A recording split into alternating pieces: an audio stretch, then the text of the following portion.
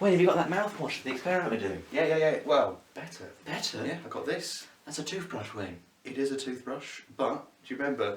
It's general hygiene. Oh, well, that's important, but we need the mouthwash to experiment to show about phenol. What's that now? Phenol? Never heard of it. I'll show you. It's quite handy. It's like benzene, but a bit jazzy. Okay, I'm ready for jazz. It's not quite Take 5 style, but it's pretty good. So we have benzene. That is just benzene. That is benzene, but I'm going to add something to it. Okay, here we go, ready? Phenol has one of these. Oh. Absolutely, it's an OH group on top of the phenol, on top of the benzene. Okay, a few questions just to clear up some rules. Okay. What if I just, I'm going to do it slightly different. C2, that's a tiny 2, I promise it is. C2. Okay, I believe you. I didn't see the big 2. That's just a C as well. CH2, COOH, because that's got an OH group. Yeah, I can sort of see why you would think that's a phenol, but as the O isn't directly attached to the benzene, it's not a phenol. Okay, another question. Alright, ready. This time I won't keep rubbing it out so you can't read it. Okay. So we put this OH back here that you had before. Right, so what that's if phenol. I plonk on as well a C2, CH3 or something? Oh, bloody hell, I did it again. CH2, CH3, something like that. Something like that. Well, that would still be a phenol. Would it? Yeah, and you have to name it by counting this as 1, so this would be 2, so it would be 2-ethyl phenol. Oh, there you go, that's cleared up some rules for me. That has cleared up some rules. I'm going to learn how to write a 2 in the right place I think before the exam. That's a good thing to do. As long as the examiner doesn't see you rubbing it out profusely, that's okay. It does make a mess though. It does make a mess. Absolutely. So, undergoes some reactions because of this OH group, doesn't it? It does. It reacts a bit like alcohol. Unlike an alcohol, it's dissolved in water. Yeah, but not quite as readily as normal alcohols because it is still attached to a benzene and benzene is still awkward. Yeah, really, really chunky and not very soluble. But it is soluble in water to an extent. So we have this C6H5OH. And that's what the molecular formula is. Yep.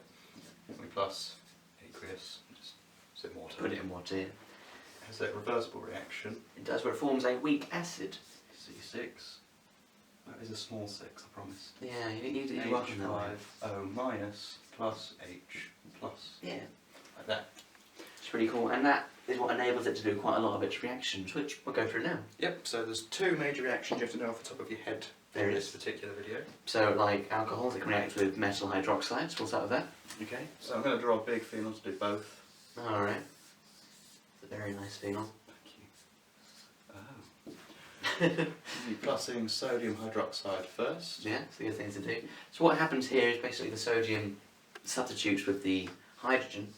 It does. Making a different thing at the top. But as it's an ionic reaction, ionic equation, ionic reaction, ionic bond. Oh yeah, that's what I was looking for. There you go. Bond. Shaken, not stirred. It's, you have to write the minuses and the pluses. And then you've still got this OH left and you've displaced the H here, so you can probably guess what that's going to make. It's going to make water, which is lovely. I have it on my tea. Well, I have it in my tea. Oh, that's true. Yeah. You probably wouldn't get it from this reaction though. No, it might not be quite as tasty, but there's another reaction where you've got a big thing. Yeah. You can also react it with just sodium itself without the OH. You have to do 2 of these. Right. And 2 of these. And the reason will be clear in a second. Okay, I'm ready. So it's going to produce 2 lots of the same thing. Same thing, yeah. We've got the same O minus Na plus. But what you've done is you've displaced the H that was on here twice, so you've got 2 hydrogens. So I think you'll get hydrogen gas, Wayne. I think you will, you're right. That's pretty good, that's pretty good. Just like that. But Wayne, what do we call these 2 things? Sodium phenoxide. It's a good name, I like it. Yeah.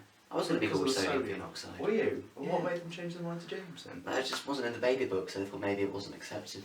Well, there you go. Yeah. That's a good answer. Yeah, I've got another question. Yeah. Why on earth was this relevant to this whole thing? Oh, well, you see, Lister, who sort of discovered phenol, was the inventor of Listerine. Well, not quite right. No? No. You see, put yourself in this situation. You're before 1870 and you're going for an operation. You hurt your leg, you fell off your bike. Yeah, and then amputate it, right? Right. You'll probably die in theatre. That'd be bad, wouldn't it? Yeah, it would Dying be is bad.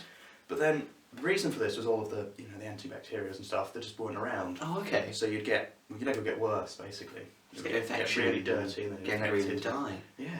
Oh no. But then enter Joseph Lister. Alright, yeah. Right. He sounds like a man fella. Yep. British chemist he was. Yeah. Very nice guy actually. Yeah. Big sideburns. Oh, sideburns are good. Yeah, always good. And he sort of invented and synthesised phenol. Oh, that's cool. Carbolic acid, as it was called back then. We now know it as phenol. Let's change the name of everything because they do that. And that increased the success rate of people surviving if you fall off your Oh, bike. yeah, 'cause that was an antiseptic, wasn't it? Yeah. Oh. Eventually, he then went on to boric acid, which is even better. Yeah. But he eventually made that, and then Listerine came along, and they thought, who can we name it after? So, Joseph Listerine. I've had broken history this whole time. Probably 'cause I fell off my bike. Well, now you can get that fixed. Oh, that's good. Let's go.